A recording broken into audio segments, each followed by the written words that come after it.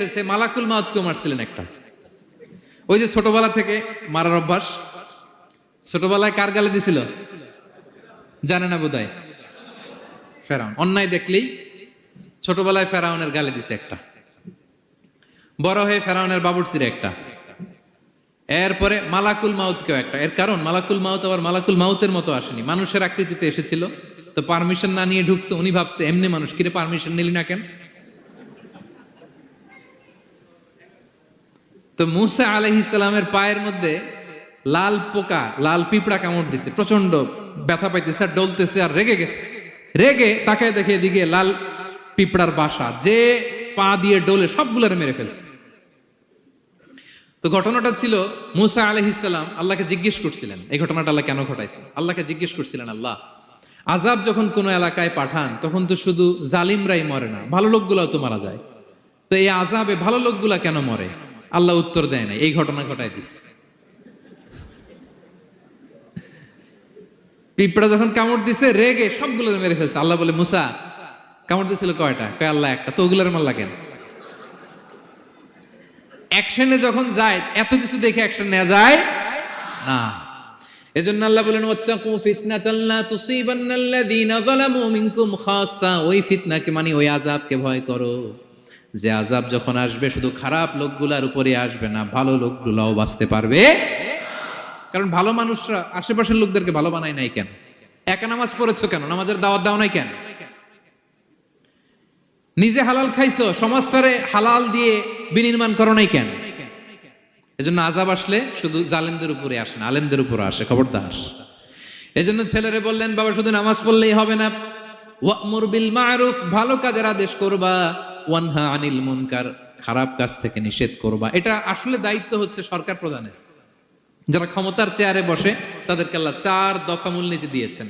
আল্লাযীনা ইম মাক্কান্নাহুম ফিল আরদি আকামুস সালাতা ওয়া আতাউয যাকাতা ওয়া আমারু বিল মা'রুফি ওয়া নাহাউ আনিল মুনকার ওয়ালিল্লাহি আকিবাতুল উমুর।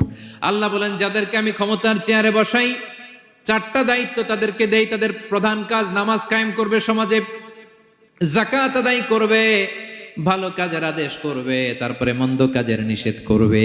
ক্ষমতার চেয়ার যারা পায় তাদের জন্য মূলনীতি এটা। তো এরা তো করে না, আমাদের কি করতে হবে? ঠিক কিনা?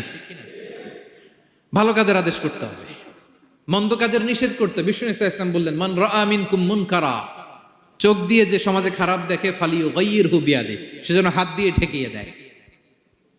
হাত দিয়ে। ফাইন লাম ইয়াস্তাতি' ফাবিলিসানি, হাত দিয়ে না পারলে মুখ দিয়ে। কারণ আপনার অনেক সময় এরকম পরিস্থিতি নাও হতে পারে যে আপনার এত পাওয়ার নাই যে আপনি হাত দিয়ে থামাই দিবেন, এরকম হয় না? অক্ষম, আমি পারি না। তখন মুখ দিয়ে কিভাবে পরিবর্তন করবেন বলেন, নাসিহা করেন, কাউন্সিলিং করেন, জনমত গড়ে তোলেন।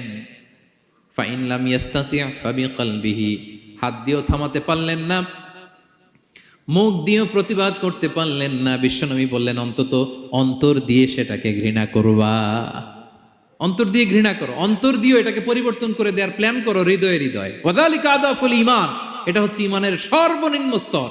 এর নিচেও যদি যান, মানে আপনার দিলেও লাগে না, বিষ্ণু বলে তাহলে তোমার অন্তরে ঈমানের ছিটে ফোঁটা নাই। চিল্লা এখন ঠিক কিনা? এজন্য ভালো কাজের আদেশ করো, মন্দ কাজের নিষেধ করো। নামাজের পরপর সাইয়েদনা লোকমান বললেন, বাবা নিজেই ভালো করো না, সমাজে ভালো ছড়িয়ে দাও। ছড়াই দিতে হবে, ভালোকে ছড়াই দিতে হয়। সংঘবদ্ধ জীবন যাপন করতে হয়, আপনাকে দাঁড়াতে হবে, আপনাকে হিম্মত করতে হবে। হিম্মতটাই হচ্ছে ইসমুল আযম, ইসমুল্লাহিল আযম। ইসমে আযম মানে আল্লাহর এমন একটা নাম যেটা দিয়ে দোয়া করলে আল্লাহ কবুল করে। এটা কি? কেউ বলে ইয়া হাইয়ু ইয়া কাইয়ুম, কেউ বলে ইয়া রহমান ইয়া রাহিম। অনেক মুফাসসিরিন, অনেক মুহাদ্দিসিন এক একটা বলছে যে এইটা হতে পারে, এটা হতে পারে। অনেকে বলছে হিম্মতটাই হচ্ছে ইসমে আযম। তুমি হিম্মত করে আল্লাহর কাছে চাও, গোটা দুনিয়া পাল্টে যাবে। ঠিক কিনা? এজন্য সমাজের পরিবর্তনের জন্য আপনাকে আগায় আসার দরকার আছে না নাই? ছেলেকে দেখেন, সুবহানাল্লাহ বিহামদি, কিভাবে ছেলেরে গড়ে তুলতে হয়। প্যারেন্টিং লেসন ফ্রম সূরা লোকমান। কিভাবে আপনি প্যারেন্টিং লেসন বের করে আনবেন বাবা হিসেবে, কিভাবে আপনি ছেলেকে গড়ে তুলবেন। নামাজের পরপর সাইয়েদনা লোকমান বললেন, ভালো কাজের আদেশ করবা, মন্দ কাজের নিষেধ করবা। এরপরে বললেন ওয়াসবির আলা মা আসাবাক ইন্না যালিকা মিন আজমিল উমুর। লোকমান বললেন ওয়াসবির আলা মা আসাবাক, বিপদে ধৈর্য ধরো। কারণ লোকমান আলাইহিস সালাম ভালো করেই জানেন যে নামাজ কায়েমের আন্দোলন করে, যে সত্যের পথে আহ্বান করে, যে অন্যায় কাজে বাধা দেয়, সমাজ তারে ওয়েলকাম করে না। তার জীবনে দুঃখ আছে, তার জীবনে দুঃখ আছে, তার উপরে হামলা হতে পারে, মামলা হতে পারে, তাকে দেশ ছাড়া করা লাগতে পারে।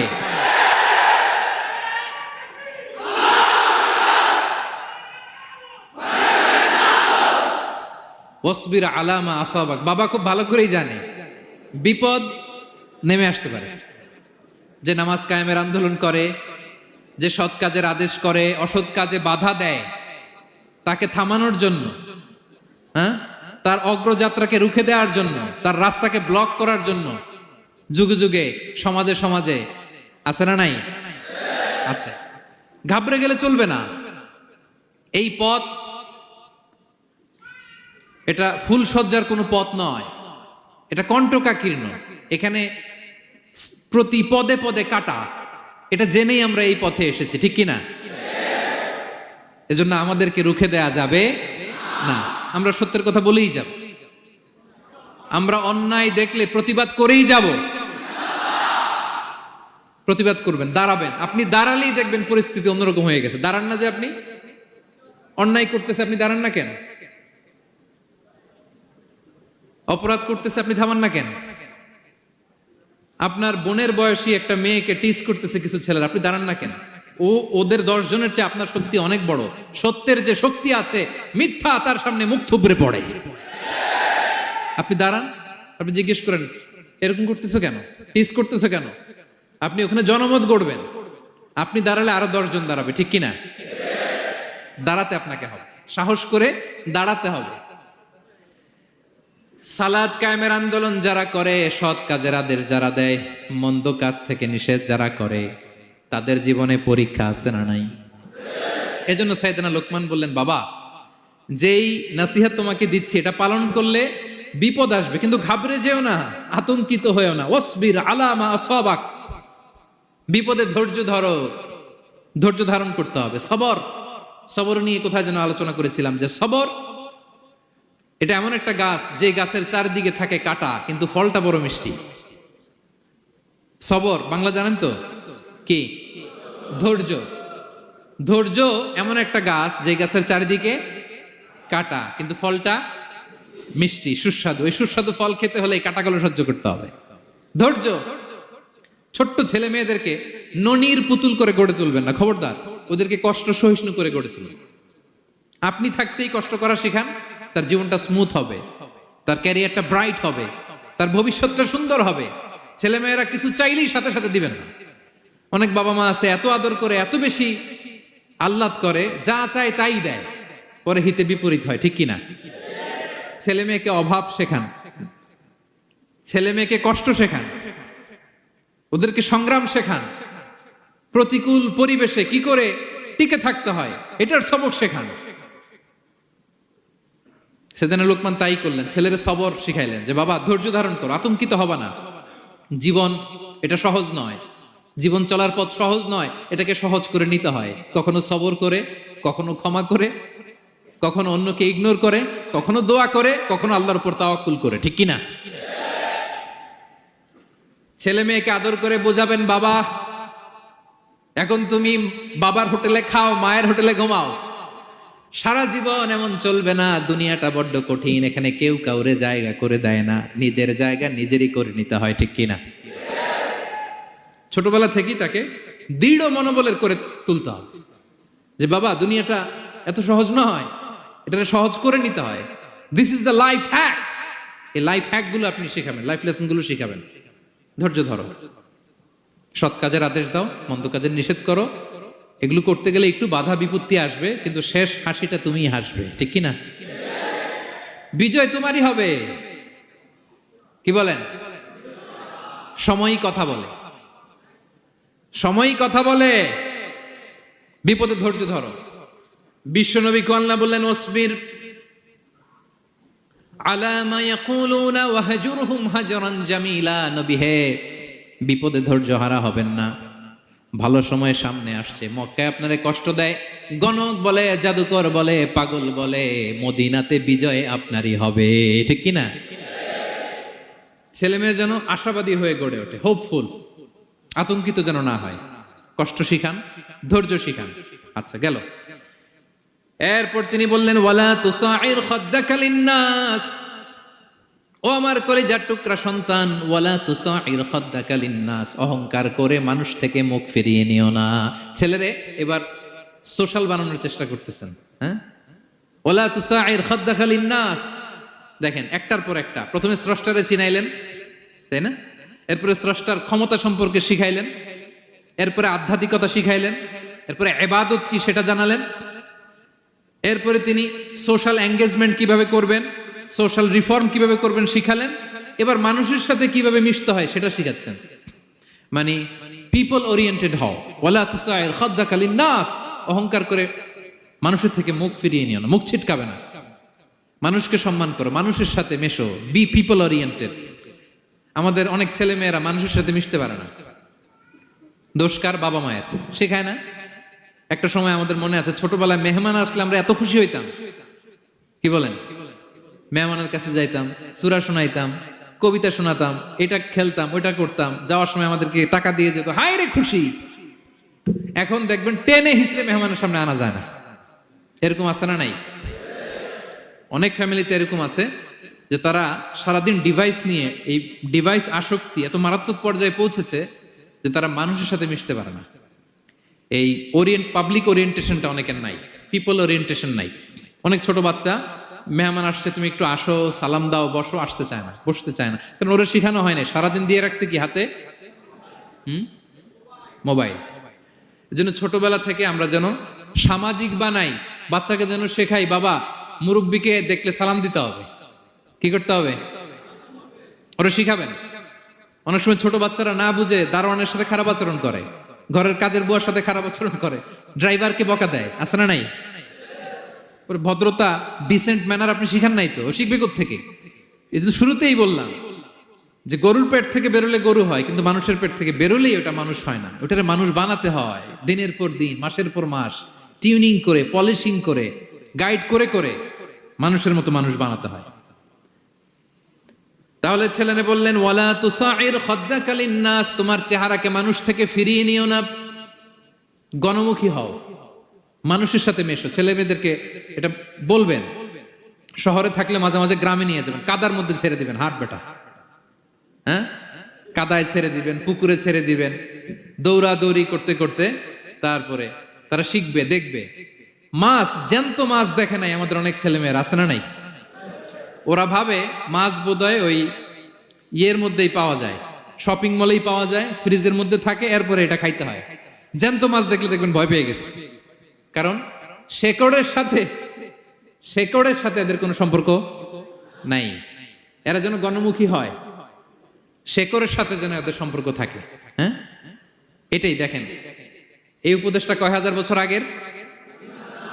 মনে হচ্ছে যেন আজকের পরিস্থিতি দেখে দেখে লোকমান ইসলাম ছেলেকে অ্যাডভাইস করতেছেন। সুবহানাল্লাহ পড়বেন না? ওয়ালা তুসাইর খাদ্দাকা লিন্নাস, মানুষ থেকে মুখ ফিরিয়ে নিও না। ছেলে মেয়েদের শিখান, মানুষ দেখলে ভয় পেও না, মানুষের কাছে যাও, মানুষের দুঃখ দুর্দশা দূর করার চেষ্টা করো, গণমুখী হও, মানুষকে দেখলে সালাম দাও, মুচকি হাসি দাও, হাত বাড়িয়ে মুসাফা করো। তাহলেই না মানুষের সাথে তুমি মিশবে, শিখবে, জানবে। ঠিক কি না? এরপরে বললেন, ওয়ালা তামশি ফিল আরদি মারাহা, আমার কলিজার টুকরা সন্তান, অহংকার করে রাস্তা দিয়ে হেঁটো না। কারণ ইন্নাল্লাহা লা ইউহিব্বু কুল্লা মুখতালিন ফখুর, আল্লাহ অহংকারীকে পছন্দ করেন না। এবার বডি ল্যাঙ্গুয়েজ শিখাচ্ছেন ছেলেকে, কিভাবে হাঁটবে। আমাদের অনেক সময় ছেলে মেয়েরা খুবই ভালো, নিষ্পাপ, শুধু ভিতরটা পরিষ্কার হইলে হবে না, আপনার জেস্টারও তো ভালো হইতে হবে। হ্যাঁ, ভিতর ভালো কিন্তু প্রকাশভঙ্গি জানে না, আছে না নাই? এটারে ইংরেজিতে কি বলে? বডি ল্যাঙ্গুয়েজ বলে। বুঝতে পারছেন? এবার ছেলেকে বডি ল্যাঙ্গুয়েজ শিখাচ্ছে বাবা। হাঁটার সময় এইভাবে হাঁটতে হবে। ওয়ালা তামশি ফিল আরদি মারাহা, অহংকার করে রাস্তা দিয়ে হেঁটো না। এখানে তামসি বলতে শুধু হাঁটাই না, অহংকার করে ড্রাইভ করো না, অহংকার করে হুন্ডা চালিও না। এরকম আছে না নাই? আমাদের ইয়াং ছেলে মেয়েরা হুন্ডা একটা পাইলে এমন আওয়াজ করে তারা চলবে, অসুস্থদের ক্ষতি হয়, ছোট বাচ্চারা ভয় পেয়ে যায়, মাঝরাতে মানুষ লাফ দিয়ে ওঠে ঘুম থেকে। এরকম আছে না নাই?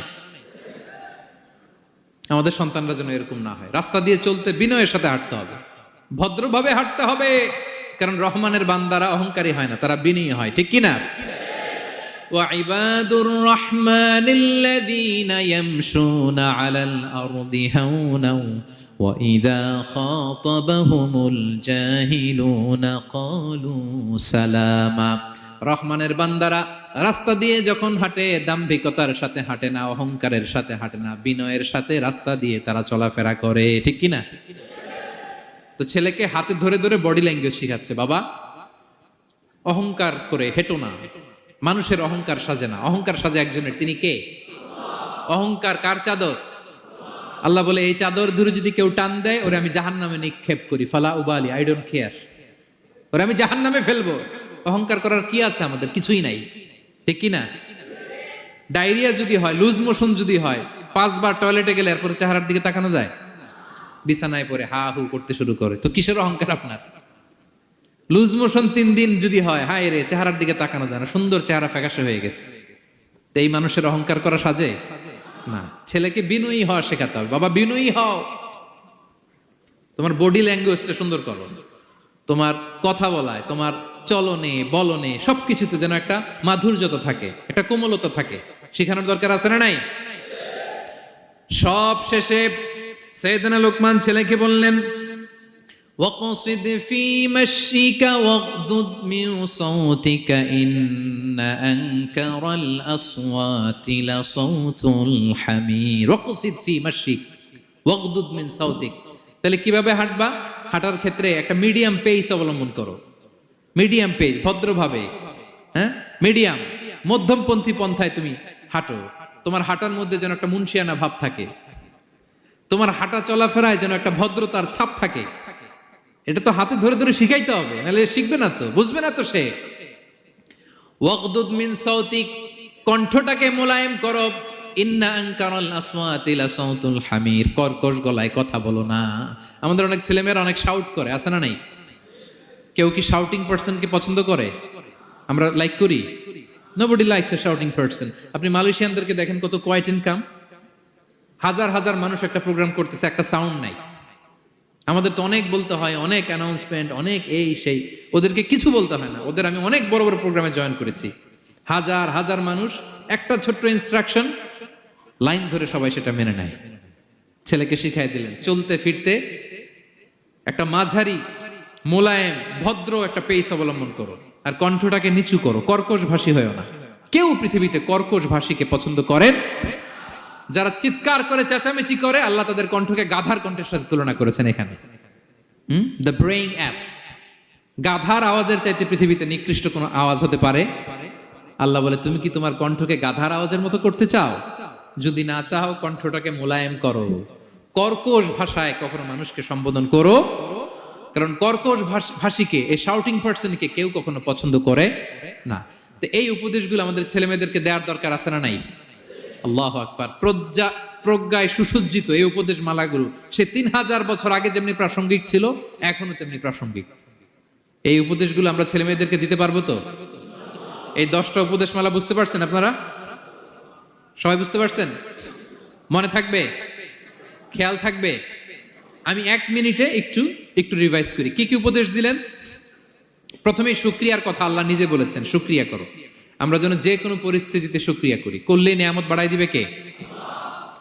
এরপর সাইয়েদনা লোকমান ছেলেকে সর্বপ্রথম যে উপদেশটা দিলেন সেটা হলো, বাবা কি করো না? সবাই বলুন, কি করো না? কারণ শিরক হচ্ছে সবচাইতে বড় পাপ। আল্লাহ সব মাফ করে, শিরকের গুনাহ তিনি মাফ করে। এরপর আল্লাহ তাআলা নিজ থেকে আরেকটা উপদেশ ঢুকাই দিলেন, সেটা হচ্ছে কার সাথে ভালো আচরণ করো? মা বাবার সাথে। মা বাবা যদি বদদোয়া দেয়, আপনার জীবনে কখনো উন্নতি আসবে? এরপরে তিনি ছেলেকে বললেন, বাবা আল্লাহ তাআলা এমন ক্ষমতার অধিকারী, যেখানেই যে পাপ করো, ভালো কাজ করো, সবার চোখে ফাঁকি দেয়া গেল, আল্লাহর চোখে ফাঁকি দেয়া যায়? আল্লাহর শক্তি ক্ষমতার ব্যাপারে সতর্ক করলেন। এরপরে তিনি ছেলেকে বললেন নামাজ কায়েম করো, নিজেও পড়ো, সমাজের সবাইকে নিয়ে পড়ো। এরপরে তিনি ছেলেকে বললেন বাবা ভালো কাজের আদেশ দাও, মন্দ কাজের নিষেধ করো, মন্দ কাজ থামিয়ে দাও। তারপর বললেন বাবা বিপদে ধৈর্য ধরো। এরপরে বললেন গণমানুষের সাথে মেশো, পিপল ওরিয়েন্টেড হও। এরপর ছেলের বডি ল্যাঙ্গুয়েজ ঠিক করে দিলেন। মনে আছে তো আপনাদের? অহংকার বশত হেঁটো না, চিৎকার করে কথা বলো না। সবশেষে ওরাল কমিউনিকেশন কিভাবে করবে, শাউটিং না হয়ে মোলায়েম কণ্ঠে মানুষের সাথে যেন ভদ্রচিত ভাবে কথা বলতে পারে, এই উপদেশ মালাগুলো দিলেন। আমরা যারা বাবা হয়েছি আমরাও যেন আমাদের কলিজার টুকরা সোনামণি সন্তানদেরকে এই উপদেশগুলো দেই। মনে থাকবে? সূরা লুকমানের 12 থেকে 19 নম্বর আয়াতে আল্লাহ তাআলা এই উপদেশগুলো তুলে ধরেছেন। আল্লাহ তাআলা আমাদের সবাইকে কথাগুলো বোঝার ও আমল করার তৌফিক দান করুক। আমরা পড়ি আমিন। আমরা যেন নেককার সন্তান লাভে ধন্য হতে পারি, আল্লাহ তৌফিক দান করো। আমরা পড়ি আমিন। আমরাও যেন সাইয়েদনা লোকমানের মতো এই উপদেশ মালাগুলো আমাদের ছেলে মেয়েদেরকে দিতে পারি, আল্লাহ তুমি তৌফিক দান করো। আমরা পড়ি আমিন। হাযা মা ইনদি ওয়াল ইলমু ইনদাল্লাহ আলাইহি তাওয়াক্কালতু ওয়া ইলাইহি উনীব। আসসালামু আলাইকুম ওয়া রাহমাতুল্লাহি ওয়া বারাকাতুহু।